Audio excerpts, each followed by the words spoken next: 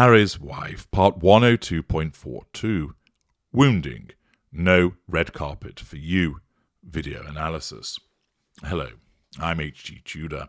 I know that many of you find video analyses extremely helpful in aiding your understanding of what you're actually seeing and also various facets of the dynamic with a narcissist. I've explained that when it comes to an interaction that takes place between you and a narcissist, there are only ever 3 interactions.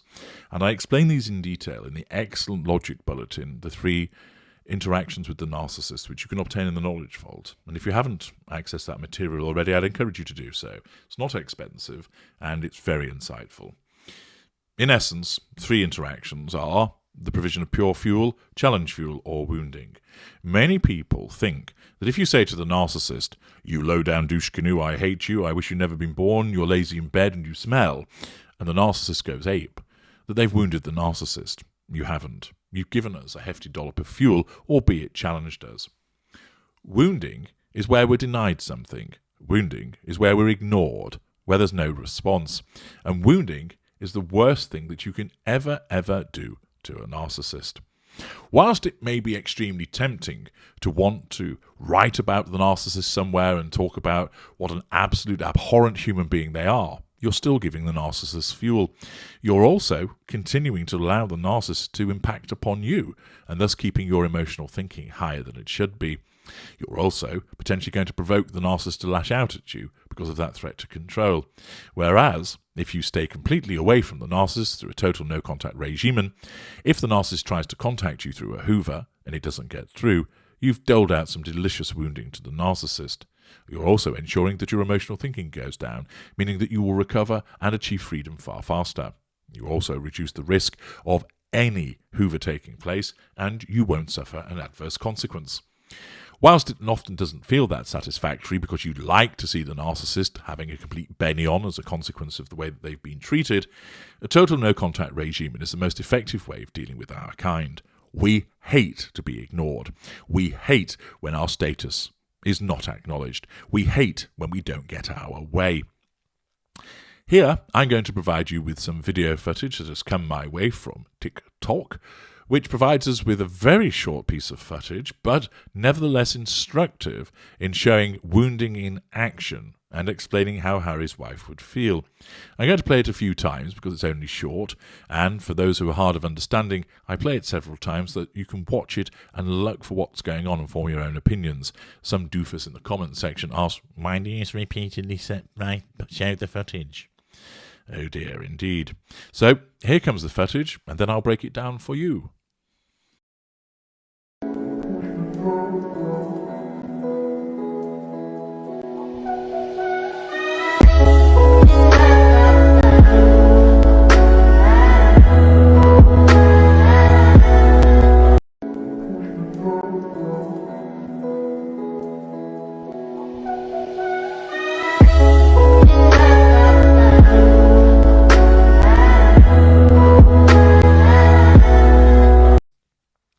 Well, as you have seen, and the text on the video explains, that there was an attendance in Morocco, and you see them exiting a vehicle, being met by some local dignitaries, everybody suited up, Harry's wife in a scarlet dress, and Harry looking very grey indeed, complete grey ensemble. And he buttons up the old jacket as he walks forward, and the first dignitary meets Harry's wife, so she's given some positive fuel there. People are smiling, all positive fuel, everything's okay so far. And then the gentleman with the striped tie indicates, "Come this way, Your Highness." Harry, looking pensive, hands together. Is grey really a good choice here? Is it a bit wishy-washy? Would Alex Ferguson approve of this? He might not think that people would be able to find me, as was once the comment about Manchester United when they played in grey and were losing and they changed their kit at half-time. Anyway, there is then an indication by the gentleman wearing the spectacles, "Harry, you come this way," and the other dignitaries are milling around, and the lady then steps and says, "You're going this way." Camera pans across and we see that Harry gets the red carpet while there's some trumpeting going on in the background, and Harry's wife walks right next to but not on the red carpet. Of course, she attempts in a way almost to say, I'm on the red carpet. Well, almost. Look at me. But you can see that when Harry is sent this way, there is a moment where she looks to one side, as if to say, I'm not going that way? Right, okay. And she deals with it with a smile. So there is a threat to control, because basically when Harry is afforded the red carpet, and note, he doesn't look back at his wife, as if to say, oh, come on, can't she come on here too? It's a case of, I'll wander off down here, probably thinking, I need to get this over and done with as quickly as possible, otherwise out will come the electric cattle prods and be applied to my pink pods, and they'll be zapped into pink pancakes, and it fucking hurts, and I don't want that happening. Also, there could be seepage that's visible in this grey suit. So he scurries away down the red carpet, and Harry's wife is motioned to that no red carpet for you. This, of course, wounds her, because it's basically saying to her, you are not as important as you think you are, and you're not important as your husband. He gets the red carpet, you don't.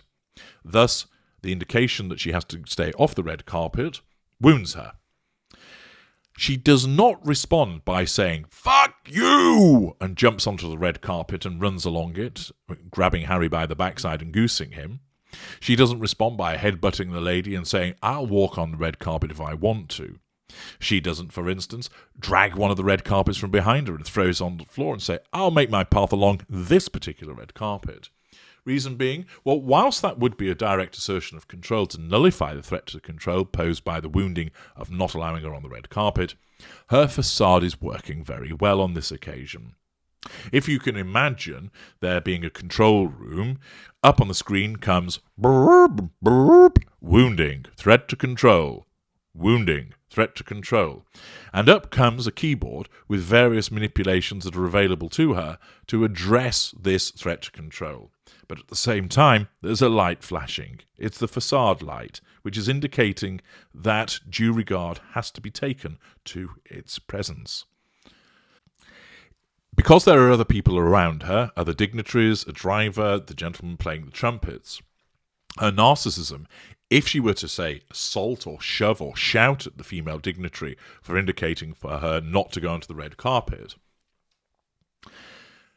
that would cause other people to react, and she would lose control of them, because remember, her narcissism must assert control over all people that are on her radar, namely, at this video, Harry, the intimate partner primary source, the dignitaries, tertiary sources of a non-intimate variety, the driver, tertiary source, non-intimate variety, bugle players, tertiary sources, non-intimate variety. So the facade light's flashing and saying, in order to assert control over all of these people, you can't go batshit crazy and start lamping people or dragging red carpets around. And therefore, she can't even say to Harry, oh, well, I thought I should be on the red carpet too. This isn't fair. Pity play to get him to react to get her onto the red carpet because he's scurried away.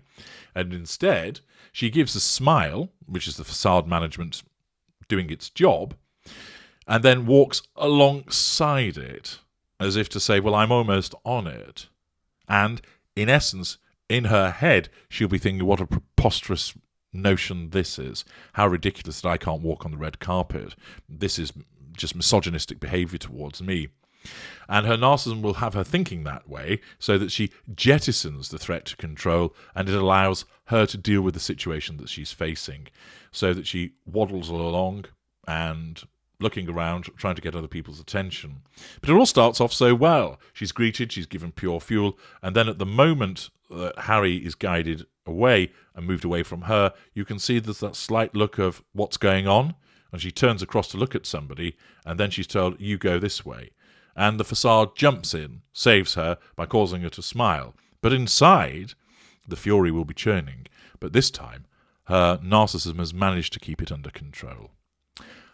This is a good example of how the simple act of saying you must come this way affects the status of the narcissist, and how status is important to the narcissist with regard to the issue of control, and how here Harry's wife's facade management works and does its job. I'm H.G. Tudor. Thank you for watching.